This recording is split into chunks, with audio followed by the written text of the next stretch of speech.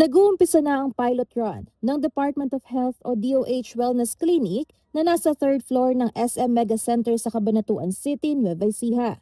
Layunin ng proyekto na dalhin ng programa at serbisyong pangkalusugan sa mga lugar na madaling maabot ng publiko gaya ng shopping malls. Ang paglalagay po nila ng wellness clinic dito po sa SM ay isa pa ring venue o paraan para po mailapit po sa mga mamamayan ang kalusugan. So hindi lang po siguro ito para sa mga taga-Cabanatuan, kundi sa lahat po ng bibisita sa SM at sa Cabanatuan. Ayon sa DOH, bagamat nakatutok pa lamang sila sa pagbabakuna at blood pressure monitoring, plano nila itong i-upgrade at lagyan ng mga kagamitan upang maging fully functional at makapag-alok ng mas malawak na preventive healthcare program sa publiko. So right now, ito po yung first na wellness clinic dito po sa gitnang Luzon, and nagbibigay po kami ng bakuna, pagpapa-BP, and bukas po kami from alas 11 ng umaga hanggang alas 8 po ng gabi. Iginiit din ng ahensya na hindi lang pagkakaroon ng dagdag na health facility ang mahalaga. Importante rin daw na maibaba ang tulong pangkalusugan sa mga lugar na madaling puntahan ng mamamayan. At dito pumapasok ang papel ng mall bilang bahagi ng komunidad. Kami naman po sa SM ay talaga naman pong party kami ng community, and we are actually a strong believer of that. So, ang amin lang naman po makatulong po kami na makapagpalaganap ng tama na information tsaka ng accessible na healthcare system sa ating mga community sa Cabanatuan City. Po naman tayong mga staff dito para magpaliwanag kung ano po ang gusto nyong impormasyon na gustong malaman. Para naman sa mga mismong gumagamit ng serbisyo, isa sa pinakamalaking benepisyo nito ang pagiging malapit ng clinic sa kanilang mga tinitirhan.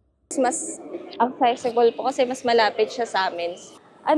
Mas madali dahil hindi na po ako ganun malalayo sa amin. Kabilang sa mga pangunahing serbisyo ng wellness clinic, ang Measles Rubella Supplemental Immunization Activity o MRSIA na isinasagawa mula August 10 hanggang August 28.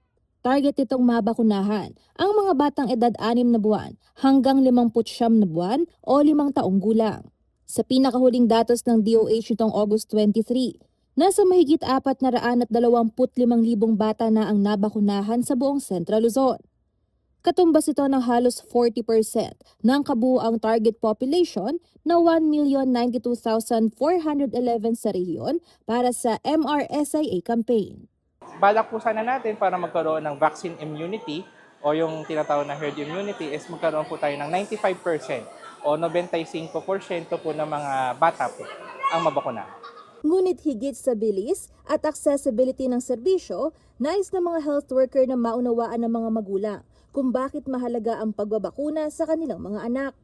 Bukod po sa mismong pagkakasakit, ay meron pong mga hindi magandang epekto to sa ating mga anak, kung kaya nga po importante po na mabakunahan para po sa kanilang proteksyon. Hindi lang po sa nutrisyon, sa pagbaba ng naturalesa ng katawan, kundi sa utak din po ay pag hindi po ito naagapan sa umpisa, ay maaari pong magkaroon ng hindi magandang epekto sa paglaki ng ating mga anak. Hindi lamang ang bata ang maaaring maapektuhan kapag nagkasakit. Maaari ring maabala ang trabaho ng magulang habang nadaragdagan ng gastusin sa pag-aalaga at pagpapagamot ng mga ito.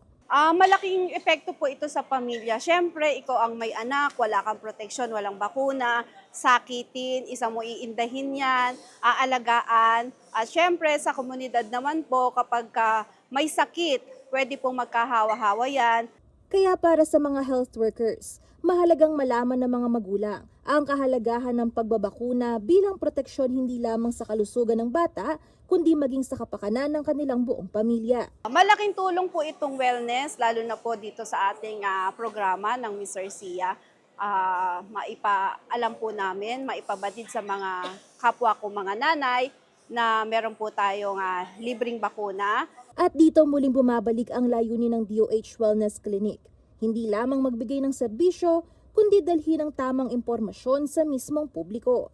More of informational campaign. So parang 'di ba pag nag-aano po tayo pag naglalakwatsan, gumagala sa mga malls ay may mga nagbibigay ng mga credit card o kaya meron dyan, nakalagay dyan, may kotse na binebenta.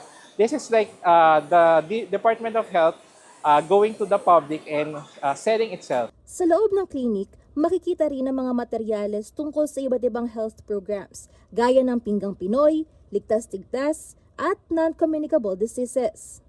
Sa pagdadala ng serbisyong pangkalusugan sa mas accessible na lugar, mas nailalapit sa mga pamilya ang impormasyon at serbisyong makatutulong upang maiwasan ang sakit at ang epekto nito sa kanilang kalusugan at kabuhayan. Samantala, paalala ng DOH na mananatiling libre ang measles rubella vaccine sa mga local health center sa oras na matapos ang MRSIA campaign bilang bahagi ng kanilang routine immunization. Ayon sa ahensya, sanggol na 12 gulang pababa ang pangunahing focus ng bagong routine schedule sa halip na edad 6 hanggang 59 na buwan. Kasama si Noel Celeste, Angelica Cara, CLTV 36 News.